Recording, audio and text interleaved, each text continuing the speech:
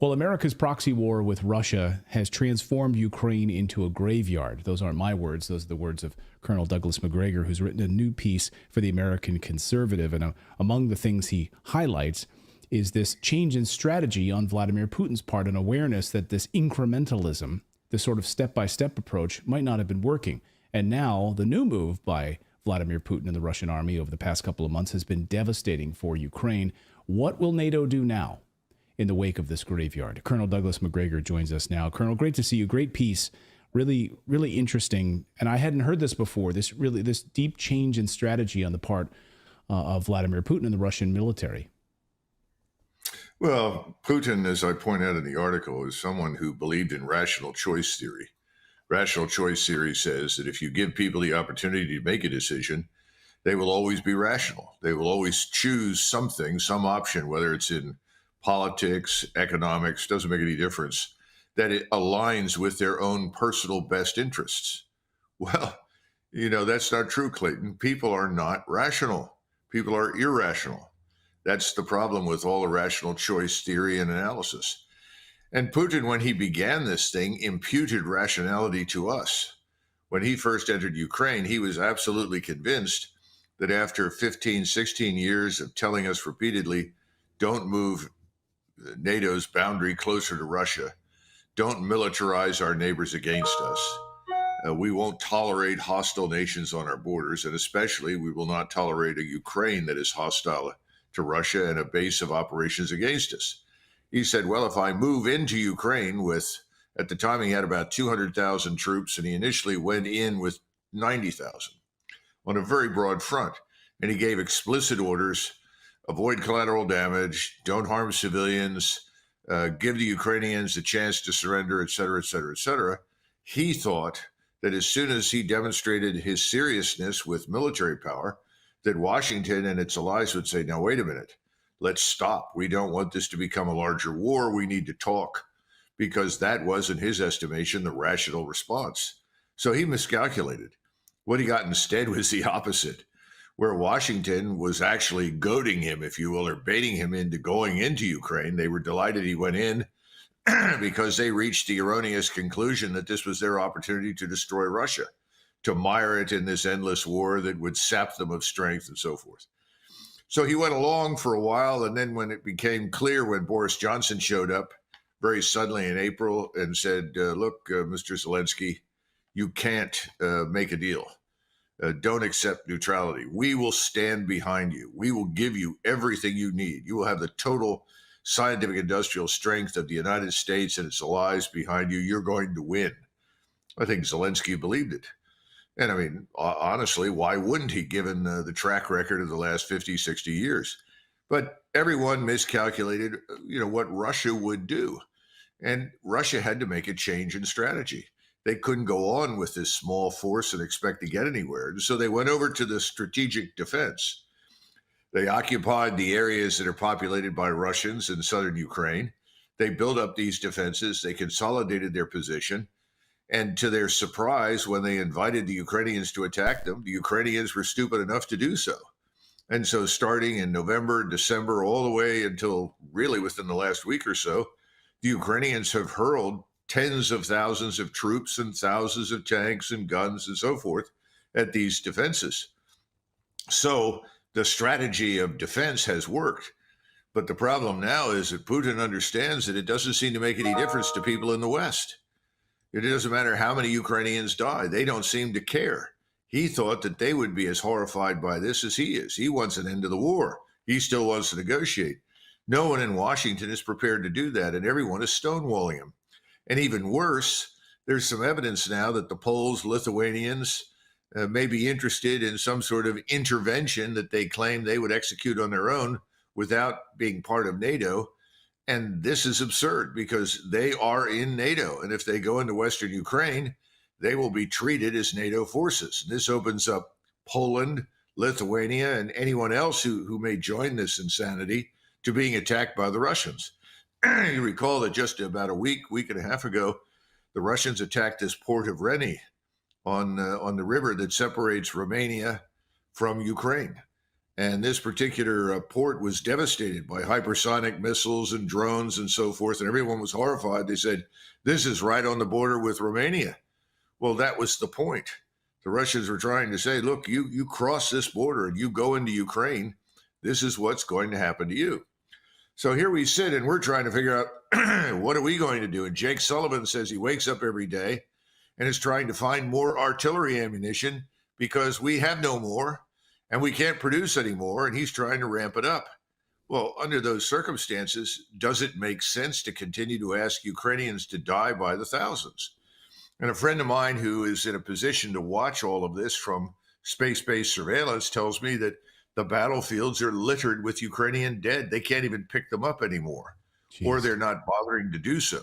Wow. The hospitals are full of broken soldiers who will never return to active duty.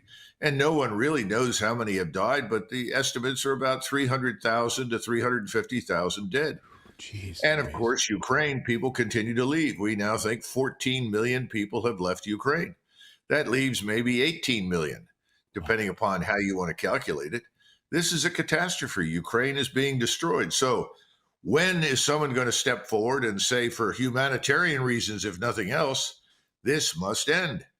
And that's why I said, if you don't do this, the Russians are finally going to say, well, that's it. The only way we're going to convince these people that it's over is if we march down the main streets of Kiev.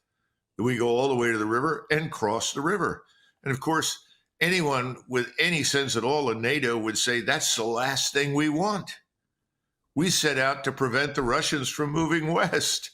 We thought Ukraine was going to be a bulwark against Russia. Now we've created a monster. No one wants to go there. No one wants to admit that this was a very flawed policy from the beginning. You write in your piece, make peace, you fools. And it's the opposite of what Jake Sullivan dreams of when he wakes up in the morning. How can we send more munitions into Ukraine? How can we send in more weapons, more armored vehicles, more F-16s, more things that we don't even have at home? How could we ship more of it there? And well, when you have large numbers of Ukrainians deserting, they're not stupid. Ukrainian soldiers see the losses. They can't make any headway against these defenses. They're not trained for it or equipped for it.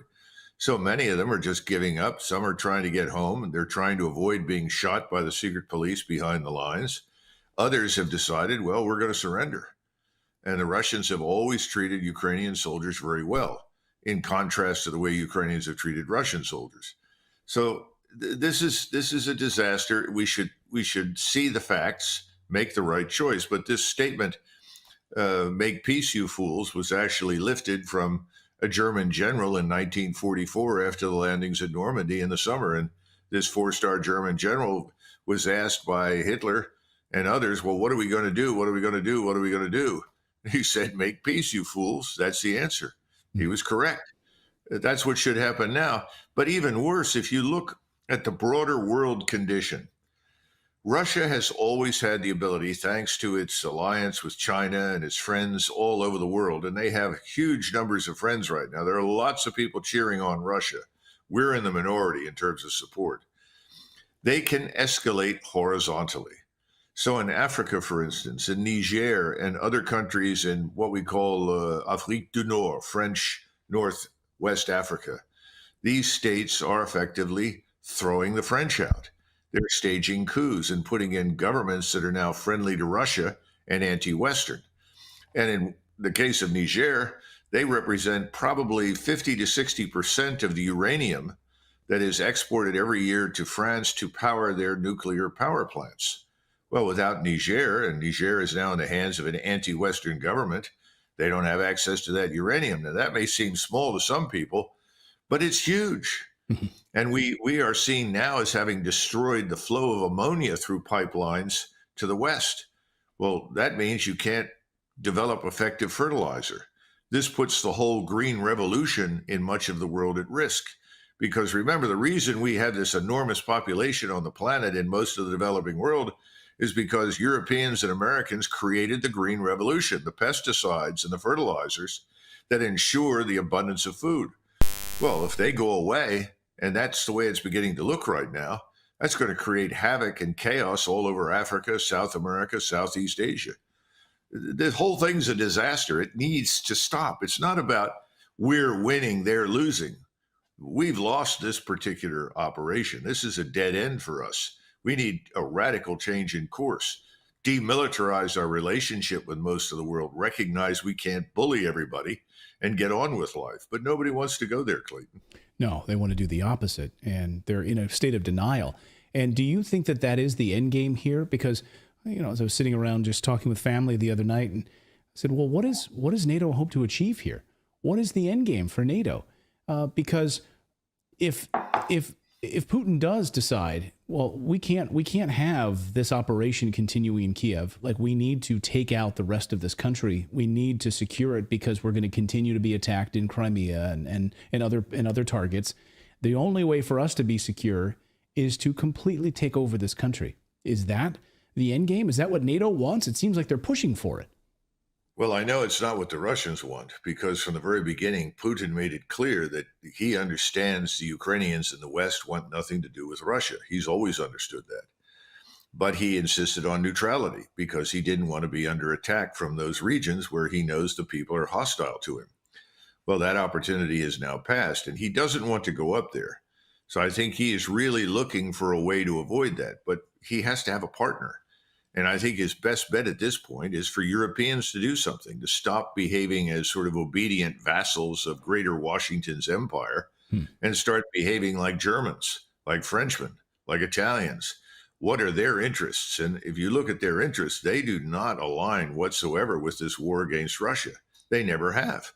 It's only the Poles, really, and to some extent the Lithuanians, maybe the Latvians, I don't know, that have been so violently anti-Russian and have insisted on this, along with Great Britain.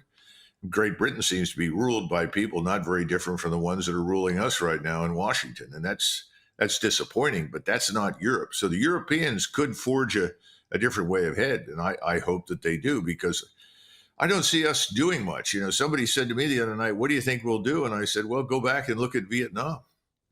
What happened in Vietnam? We just kind of packed up, pretended that we'd left everything better than it was. And of course, that wasn't true. We said we'd given the Vietnamese all we could. We'd trained their forces, and we left.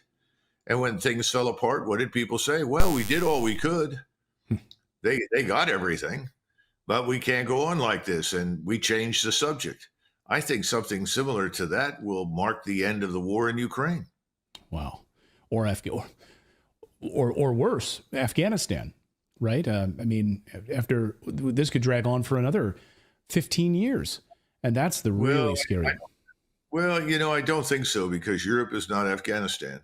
And I think the Europeans won't tolerate that. They know that could lead to a regional war. That's the whole point. That if you let these Poles and Lithuanians stagger into Western Ukraine, you're essentially setting us up for a regional war. What's to stop the Russians then from saying, fine, we'll hit all the airports, all the airfields, all the storage locations, all the forces in Poland, in Lithuania? What's to stop them? They can hit them now. That was the point of striking Reni right there on the border with Romania. So I don't think so. I think the Europeans at that stage, I'd be very surprised if somebody just didn't stand up and say enough's enough. So I don't think the Afghan scenario is plausible. And I think anybody in the European governments, like this man Stoltenberg or Schultz or the rest of them, they'll be out on their ear. No one will want them. Let's hope you're right. Let's hope you're right. I've seen some of these, United Kingdom politicians over the past few weeks saying, well, we could definitely go on for another 4 years, another 5 years.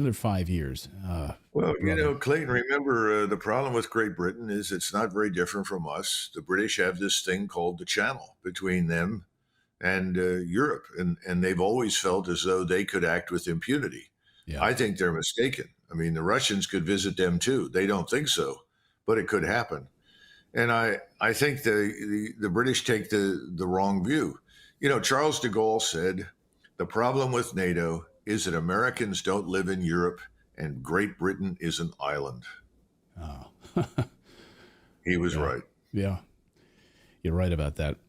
Well, let's see if there's any strong leadership in Europe, and we'll make a change on this. Colonel, great piece. I encourage all of our readers to check it out. I'll have it linked up in the show description. As always, Colonel Douglas Macgregor, great to see you. Thank you so much. Sure. Thank you, Clayton.